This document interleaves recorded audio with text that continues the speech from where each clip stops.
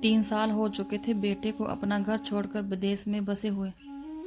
इन 3 सालों में बूढ़ी माँ और ज़्यादा बूढ़ी हो गई थी।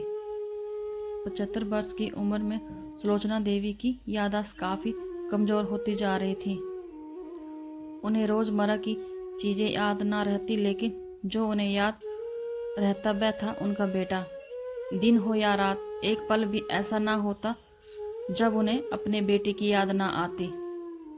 दूसरी तरफ बेटा था जो साल भर में एक आध बार अपने माँ को फ़ोन कर लिया करता था और 2 मिनट से ज़्यादा बातें भी ना किया करता।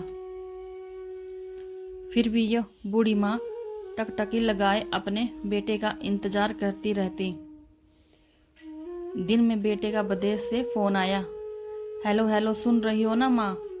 अनिल बोल रहा हूँ, तुम्हारा बेटा। कैसी हो माँ? मैं ठीक हूँ बेटा, तुम, बहू और मेरा पोता कैसा है? माँ ने पूछा। सब अच्छे हैं माँ। मैं अगले हफ्ते गांव आ रहा हूँ माँ, तुम्हें लेने। अब हम साथ में ही लंदन में रहेंगे। तुम्हारी बहू कह रही थी माँ को यहाँ पर लेकर आओ, बेचारी अकेली वहाँ परेशान होती होगी। बेटे ने कहा। माँ की बूढ़ी सूखी आंखें आंसुओं से भीग गईं। उसके कमजोर शरीर के नस नस में खुशी की लहर दौड़ गई। बेटे और बहू का अपने प्रति प्रेम देखकर माँ का मन खुशी से भर आया। बेटे ने आगे कहा, माँ तैयार रहना, मुझे ज़्यादा दिन छुट्टियाँ नहीं हैं। जिस से जितने पैसे लेने हैं लेकर रखना, तब तक मैं प्रॉपर्टी डीलर से बात कर लेता हूँ। घर के लिए माँ ने पूछा। हाँ माँ, गांव का घर हमें बेच देना पड़ेगा। अब हम साथ में ही रहने वाले हैं, तो वहाँ पर घर रखने का कोई मतलब नहीं। माँ, बेटे ने कहा। बुढ़ापे की वजह से ठीक से चलने में असमर्थ माँ ने पूरे मोहल्ले में घूम घूम कर अपनी इस खुशखबरी को सबको सुनाया। सभी को खुशी हुई। सबको लगा माँ जी के आखिरी दिन अपने परिवार के साथ खुशी से बीत जाएंगे। घर वापस आकर माँ ने अपने घर के कोने कोने को ऐसे देखा जैसे वह अपने दूसरे बेटे को देख रही हो। देखे भी क्यों ना, उस घर को अपने बेटे से कम थोड़ी समझा था। अपने पति के साथ 40 साल यहीं तो बिताए थे, लेकिन अब मजबूर भी थी, बुढ़ापे के आखिरी साल बेटे और बहू के साथ बिताना चाहती थी। दिल पर पत्थर रखकर घर बेचने के लिए माँ तैयार हो गई। आनन फानन में बेटे ने घर को आधे दामों पर बेच दिया। माँ ने ज़्यादा नहीं, लेकिन जिस चीज़ों से दिल लगा था उन चीज़ों को समेटा और बेटे के साथ टैक्सी में बैठकर एयरपोर्ट के लिए चली गई। एयरपोर्ट पर आकर बेटे ने माँ से कहा, माँ तुम यहाँ बेंच पर बैठो, मैं सामान और बोर्डिंग पास की जांच कराकर आता हूँ। वहाँ वक्त लगता है और खड़ा रहना पड़ता है, तुम्हें तकलीफ होगी, तुम यहीं आराम करो। मैं यूं गया और यूं आया। माँ बेंच पर बैठ गई और बेटा अंदर चला गया। काफ़ी समय हो गया, बेटा वापस नहीं लौटा। माँ सोचने लगी ज़्यादा भीड़ होगी इसलिए देर लग रही होगी। अंधेरा होने को आया। अब तो लोगों की चहल कदमी भी कम होने लगी। माँ को अब चिंता होने लगी। एक कर्मचारी ने आकर पूछा, किससे मिलना है माँ जी आपको?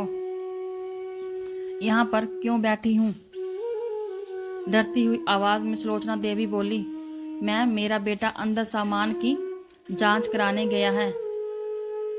लंदन जा रहे हैं हम। क्या नाम है माँ जी आपके बेटे का? कर्मचारी ने पूछा। अनिल नाम है मेरे बेटे का, सुलोचना देवी ने बताया। कर्मचारी अंदर गया और थोड़ी देर बाहर लौटा। उसने सुलोचना देवी से कहा, माँ जी लंदन जाने वाली फ़्लाइट तो दोपहर में ही जा चुकी है और आपका बेटा भी उस फ्लाइट में बैठकर लंदन जा चुका है। अब आपको यहाँ बैठने का कोई मतलब नहीं है, आप भी अपने घर चली जाइए।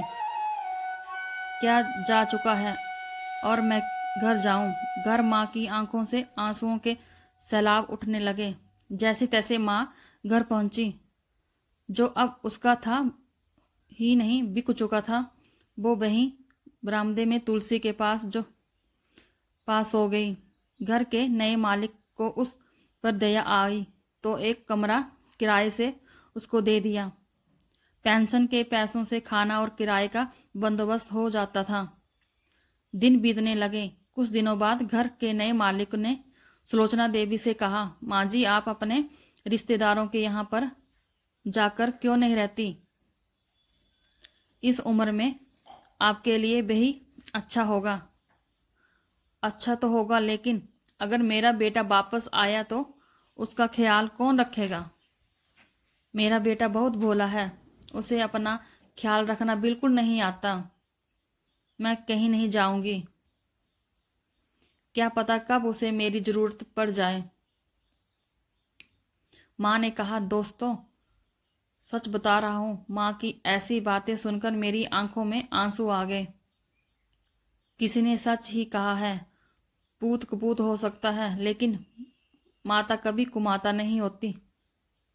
दोस्तों, आप सब से हाथ जोड़कर विनती करता हूं, अपने माता पिता की जितनी हो सके सेवा करना, उनके साथ कभी बुरा बर्ताव मत करना। कहानी अच्छी लगी हो तो कमेंट में बताएं, वो चैनल को सब्सक्राइब करना ना भूलें। धन्यवाद।